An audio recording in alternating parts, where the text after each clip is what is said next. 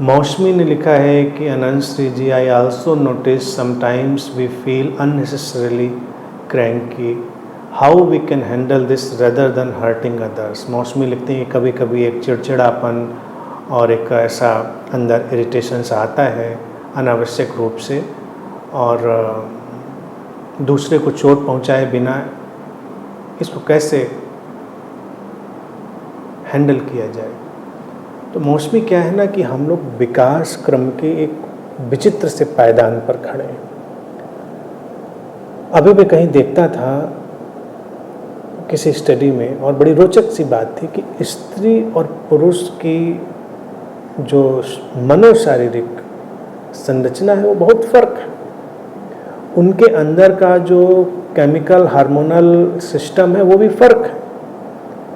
और अभी बहुत सारी जो मेडिकल स्टडीज़ भी हैं, चिकित्सा की भी, वो मेल बॉडी पर ही करी गई हैं, दवाओं के इफेक्ट, और उन्हीं दवाइयों से महिलाओं का भी इलाज कर दिया जाता है। तो एक थॉट स्कूल साइंटिस्ट का इस पर विचार अब कर रहा है कि महिलाओं के लिए लाइन ऑफ ट्रीटमेंट भी अलग होना चाहिए। उनका जो साइकोसोमेटिक एपेरेटस है वो इतना भिन्न है कि उसके लिए हमको चिकित्सा का एक अलग सिस्टम डेवलप करना चाहिए। तो जो ये चिड़चिड़ापन, क्रैंकी, सारी जो चीज़ें आती हैं स्त्रियों के अंदर अलग ढंग से आती हैं। और स्त्री पुरुष जब साथ में रहते हैं तो उलझते इसलिए हैं क्योंकि पुरुष को लगता है हमारे अंदर तो आ नहीं रहा, इसके अंदर ऐसा कैसा है, स्त्री को लगता है इसके अंदर नहीं आ रहा। तो दोनों पहले तो अपनी भिन्नता को स्वीकार करें, और ये जो एक साइकिल बना है स्त्री के अंदर वो उसके जीवन के लिए आवश्यक भी है, उसके लिए बहुत ज़रूरी भी है। तो स्त्री शरीर में क्रैंकीनेस, इरिटेशन, ये सब चीज़ें नेचुरली ज़्यादा आती हैं बनिस्बत पुरुष शरीर के। तो उनको बस अपने नेचुरल फिनोमिना की तरह एक्सेप्ट करना चाहिए। क्यों आती हैं? क्योंकि जब हम शरीर मन के एक व्यापक संतुलन में, एक लार्जर बैलेंस में जा रहे होते हैं तो बहुत सारे ऐसे उतार चढ़ाव घटते हैं। स्त्री शरीर को ही नेचर ने डिजाइन किया है कि वो एक दूसरे शरीर को भी जन्म दे सकती है। कितनी बड़ी मिस्टीरियस चीज़ है। आए दिन आमतौर से बच्चे खटाक से पैदा हो जाते हैं, या स्विच दबाया हो पैदा हो गए, इस टाइप से पैदा हो जाते हैं समाज में।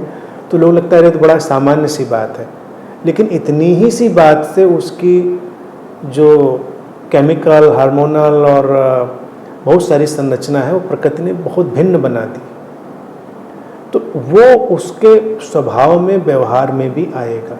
तो दो तल उसके टूटेंगे जिस पर अभी बहुत रिसर्चेज नहीं हो पाई, हो रही हैं कि एक वक्त जब वो बहुत उथल पुथल से गुजरेगी, दूसरे ही पल वो बहुत बहुत ज़्यादा ठहराव में होगी। इसलिए ही समाज में जब ऑब्जर्व किया गया तो अगर पुरुष का बॉडी माइंड हम ऑब्जर्व करें तो वो एक लेवल पर या तो गुस्सैल है या चिड़चिड़ा है, या एक लेवल पर वो वैसे ही चलेगा, मोनोटोनस। स्त्री में क्या है कि एक पल या कुछ पल ऐसे भी हो सकते हैं जब बिल्कुल भूचाल आ जाए, भूकंप आ जाए, और दूसरा ही पल यानी अगले पल ऐसे भी हो सकते हैं जब सब स्टिल है, जैसे कहीं कोई हलचल ही नहीं थी। ये गुत्थी है। और पुरुषों स्त्रियों के संबंधों में यही उलझन होती है। उनको लगता है अभी तो इसने बहुत झगड़ा किया हमसे, और अब ऐसे जैसे झगड़े का कोई नामो निशानी नहीं, कोई बात ही नहीं हुई, इस तरह से व्यवहार कर रही है। अब इतना शांत जैसे उसके अंदर, पुरुष के अंदर तो चल गई चेन, तो चल झगड़ा चला जा रहा है उसका। स्त्री के अंदर वो जो स्पार्क आता है, ये जो जिसको तुमने क्रैंकीनेस लिखा, ये उसका सेफ्टी मेजर है कि वो आएगा जाएगा और सेटलमेंट पैदा हो जाएगा उसके बॉडी माइंड में। तो नेचुरली नेचर ने उस फीमेल बॉडी को कुछ ज़्यादा एक स्ट्रेंथ शब्द उपयोग किया जा सकता है, कोई और बहुत सटीक शब्द इसके लिए नहीं मुझे नज़र आ रहा है इस समय। स्ट्रेंथ तो पुरुष शरीर में भी, लेकिन उसको एक अलग रहस्य दिया हुआ जो उसको ज़्यादा विरोधाभास में स्थिर बनाने में काम करता है। लेकिन बस सचेतन हो जाइए, तो अपने उतार चढ़ाव में दूसरे को शामिल मत करिए, वहाँ पर तटस्थ होकर उसको ऑब्जर्व करिए, गुजर जाने दीजिए। जब वो झंझावात आए तो उसको गुजर जाने दीजिए, और जब वो गुजर जाएगा तो बहुत ज़्यादा ठहराव आएगा, बहुत ज़्यादा शांति आएगी। यकीन मानो, जैसे तूफ़ान गुजरता है उसके बाद की शांति देखिए। कभी आंधी तूफ़ान आया हो और फिर बाहर निकलो, धुले हुए पेड़, बारिश में सब लश ग्रीन, और हवाएं चल के सब जैसे धूल झाड़ पहुंच गई, तो इतना सेटल्ड लगता है, कितना आनंदपूर्ण लगता है। तो जो फीमेल बॉडी है, अगर वो अपने उस स्टॉर्म से गुजर जाती है और दूसरे को बीच में नहीं उलझाती, दूसरे से नहीं उलझती, ये उसकी ट्रेनिंग जो हमको लानी, जो समाज में अभी तक नहीं आई थी, तो बाद में जो सेटलमेंट है वो और डीप और गहरा हो जाता है। तो ये नेचुरल प्रोसेस है, दूसरों को बीच में लाना ही नहीं, दूसरों को हर्ट करना भी नहीं, थोड़ा वहीं पर स्पेस पैदा करना, अकेले होना, वहीं पर ध्यान, वहीं पर प्रार्थना, वहीं पर इन सब चीज़ों की सबसे ज़्यादा ज़रूरत है। और अगर दूसरी पार्टी से देखा जाए, वहीं पर उसके लिए सबसे ज़्यादा प्रेम की ज़रूरत है। अगर पुरुष है सामने उसका पार्टनर, तो जब ऐसा स्टॉर्म आ रहा हो तो वो सम्मानपूर्वक उस तूफ़ान को गुजरने दे, उलझे नहीं उससे।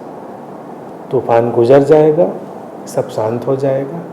तूफ़ान तुम्हारे लिए नहीं आया है, वो बस आया है, आता है और गुजर जाता है। तो ये फीमेल बॉडी माइंड के अपने स्टॉर्म्स हैं, जैसे सूरज पे अपने इलेक्ट्रोमैग्नेटिक स्टॉर्म आते हैं, ऐसे उस बॉडी में भी आते हैं। पुरुष का अपना पैटर्न है, उसके शॉर्ट है, लेकिन फीमेल बॉडी में। तो मैं तो उस दिन का इंतज़ार कर रहा हूँ जब हमारी मेडिकल साइंस उस मुकाम पर आ जाएगी, जब किसी स्पेशलिस्ट के पास जाएंगे तो हार्ट की प्रॉब्लम होगी, तो आप कहेंगे कि फीमेल हार्ट की प्रॉब्लम है, तो आप फीमेल हार्ट स्पेशलिस्ट वो अलग है, मेल हार्ट तो मेल हार्ट स्पेशलिस्ट वो अलग है। अभी तो हार्ट स्पेशलिस्ट मतलब हार्ट स्पेशलिस्ट।